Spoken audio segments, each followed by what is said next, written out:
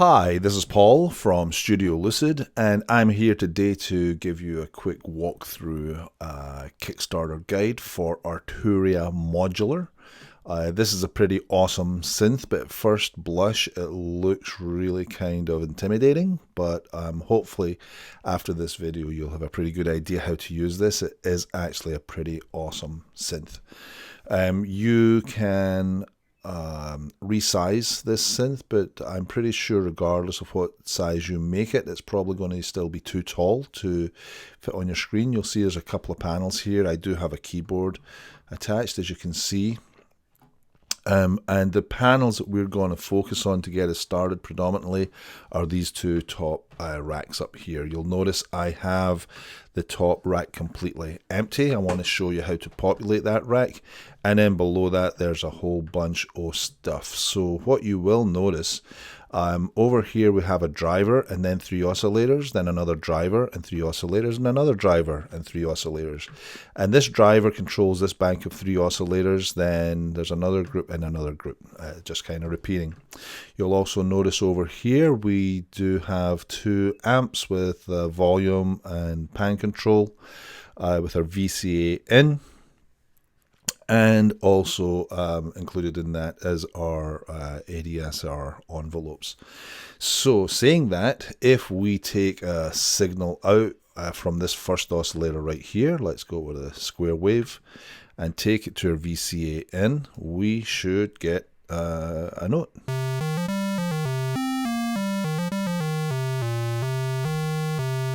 All right, there we go. Not an awful lot we're going to be able to do with that though, without playing with it a little bit. So of course we've got our envelope here.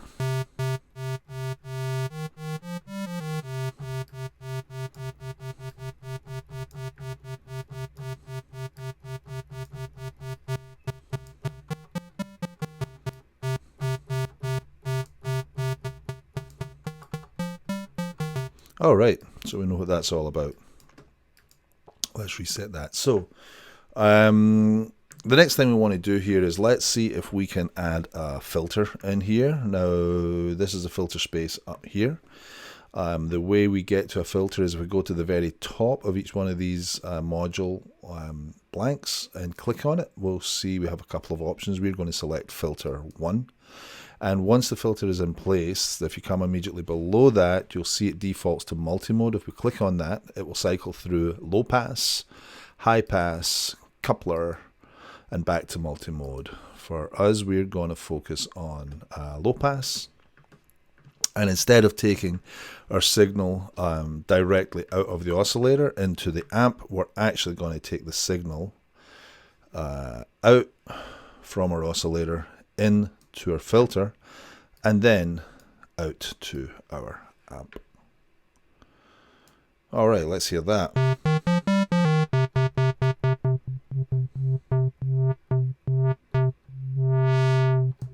All right, so there we have our filter in place.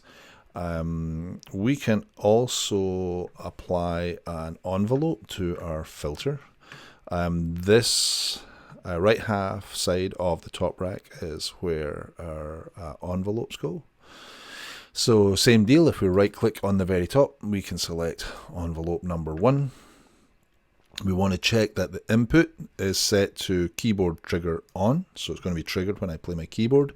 And we're going to take the output and bring it into the mod section on the bottom here. Now, we don't actually hear much from that straight away. We have to just move off the center of the input and then crank up the effect here.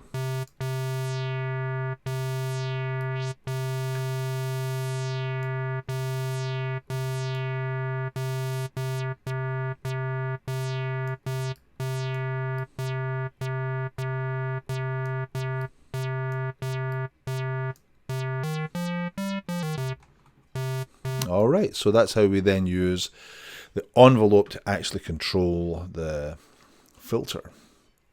But that only gets us so far. What happens if we actually want to introduce a second oscillator? So the way we do that, we can actually take the output from this first oscillator and we take it down into here to the input. We come down below that to the output and we drive that, we drive that back to our filter and we get the exact same effect. Now we do have a volume control here in this kind of mixer board.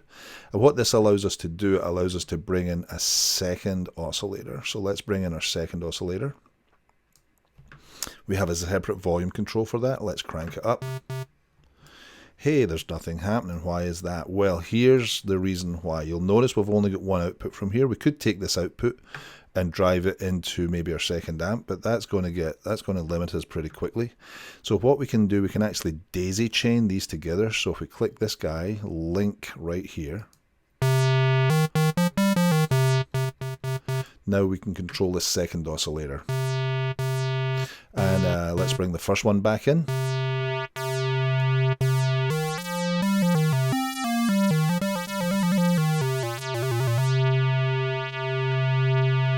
All right, now we're getting somewhere. So what do you want to do next? Let's think about an LFO. So we can put an LFO anywhere up here. So let's, again, click on the very top of the empty space in the rack.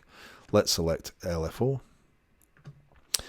And let's see, we'll take a square wave out.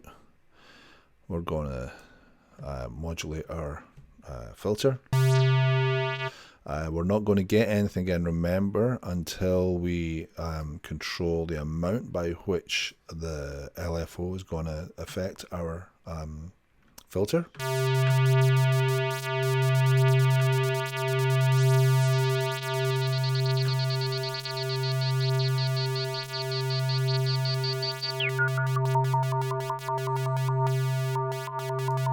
You'll notice we have a speed control here.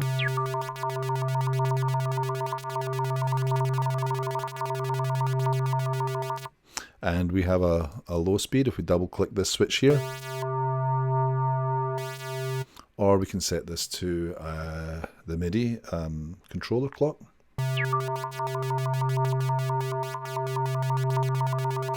We also have some fade in controls to go with that.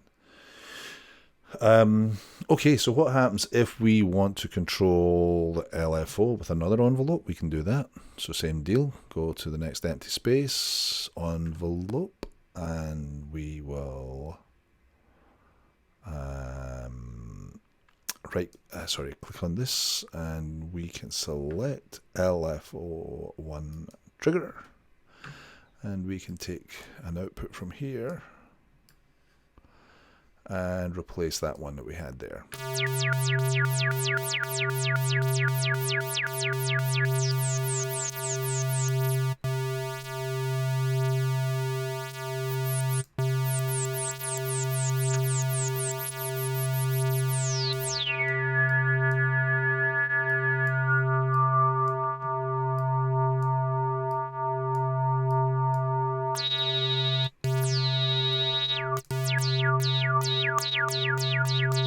So you can see we start getting some really interesting effects as we go through that.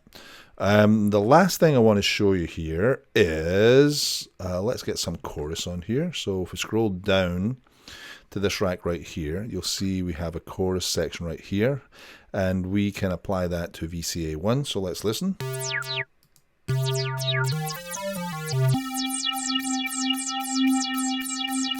And the last thing we want to do is add in some delay. Same deal, switch on for VCA1.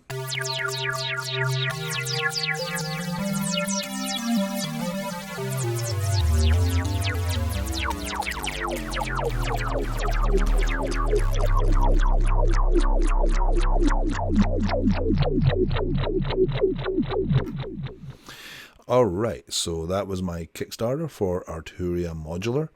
This was pretty basic, but hopefully this will give you an idea of how you control these oscillators, how you control the amp, how you add and control filters, and how you add and control envelopes, and then last but not least, adding in some chorus and some delay. With that, you can get pretty far. Some of this other stuff is a bit more advanced, and hopefully this will get you started. So I'm Paul from Studio Lucid. If this was helpful, or if you liked it, please ding the bell, subscribe, thumbs up, all that good stuff.